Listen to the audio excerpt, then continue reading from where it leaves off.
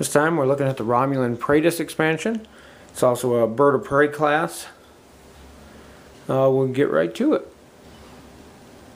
There's our Romulan Bird of Prey dial. Again, with the new set, they made the holes bigger so these turn much easier. Not quite as maneuverable as our science ship we had. You notice the 3 is a red maneuver instead of a white like the other. But still a pretty maneuverable little ship. I don't see it getting a lot of play more than people buying it to get the cards that come with it. Now you can see the classic Romulan Bird of Prey there. There's your maneuvers. Pretty similar, actually. I think it's almost identical to the Defiant. There we have the Praetus. It's unique, Romulan. 2 attack, 2 agility, 3 hull, no shield. That's kind of important. We'll get to that in a minute. 2 tech slots, which are nice. 1 weapons slot for 14 points is nice because you can use these in a swarm.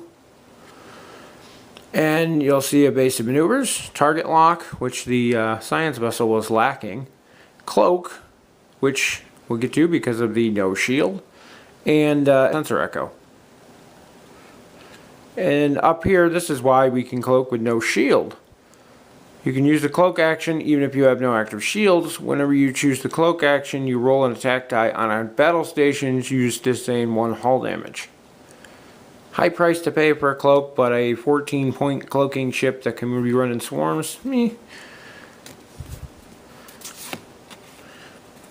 Now our generic version is also 14 points, which is kind of hurtful. Does not have the cloak or the sensor echo. Does not have the special ability. However, unlike every previous ship, none of the stats changed. So interesting on that. And you lose 1 of your tech upgrades. For captains, we have Veldor here, which is very confusing since we already have a ship named Veldor. It gets really confusing if you put Veldor as captain of the Veldor. He's a unique captain skill of 5, 3 points. When attacking, if your ship is not in the target ship's front forward firing arc, add +1 die. So basically, if you're attacking from the side or the rear, depending on the ship you're fighting, you're going to get an extra attack die. And something new they started doing with this expansion, this token here for use with him, and it's to remind you when you're in the situation where you can use that ability, that you have the +1 attack die. All the captains that have abilities like this now come with these, even some of the crew, so you'll be seeing a lot of those around.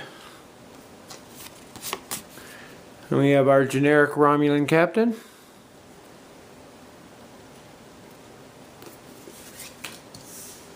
This is our weapon upgrade for the expansion. Nuclear missiles. I think this is actually the weakest card in this pack. I have to argue about that, but I think, in my opinion anyway, it's 2 points, Romulan faction. It's a 3 attack.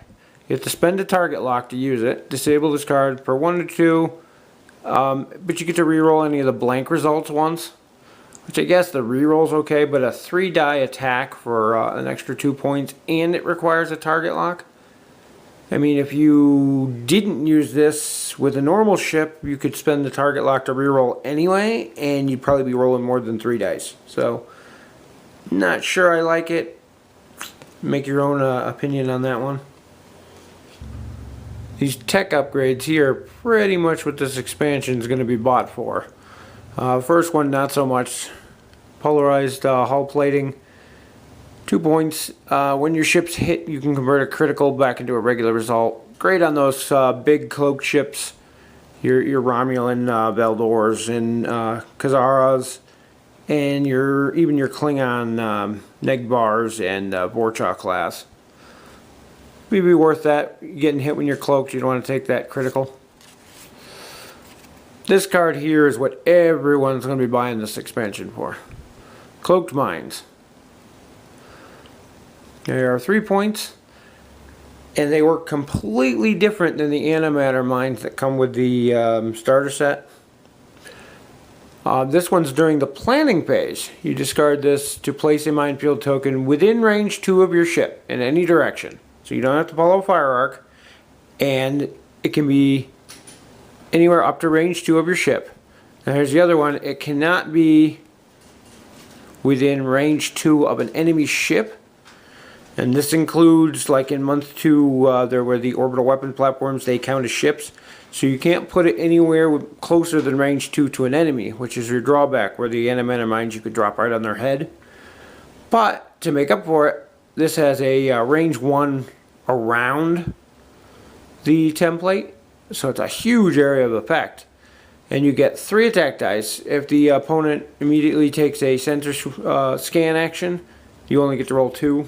Still worthy. Any hits or critical hits damage the ship as normal. Good way to get around cloaks. They can't roll their dice. The drawback here is that they did not include a template.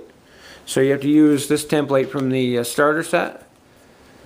But if you figure this template here, and range 1, which is an extra 4 inches, you're looking at anything within this range all the way around, possibly getting hit by the mines. And the most important part that a lot of people miss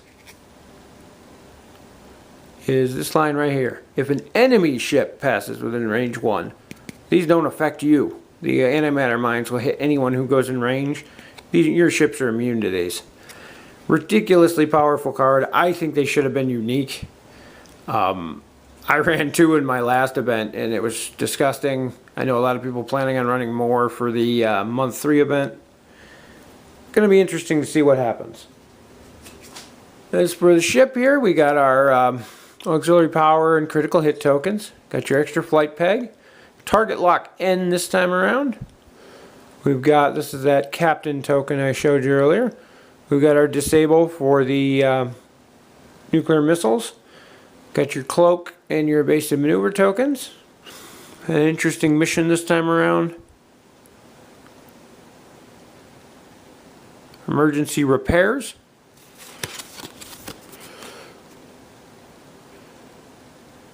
I haven't actually looked at this one too much,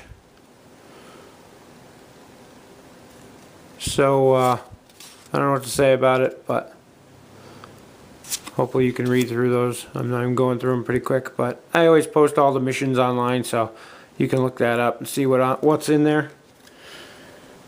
With the ship, it's the wrong color. I don't know why they went with this color scheme. Decent paint job, no highlighting or anything on any of the details.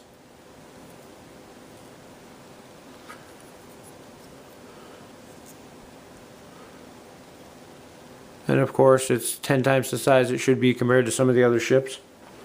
There we have our base. No rear firing arc on this one. And of course the basic Bird of Prey. Well, there's your Romulan Bird of Prey. Like I said, I don't see the ship getting used too terribly much. Maybe if you're running some TOS games and doing a theme type thing. I see people more buying this to get access to Valdor as a captain, which I've used him several times. He's pretty nice on the Valdor himself. But most importantly are those cloak mines. I think you're going to see a lot of people running those. And the polarized hull plating on some cloak ships to a lesser extent. All in all, I think it's worth it just to get the cards, but it's up to you to decide. Everybody has their own favorites, so I will see you in the next video.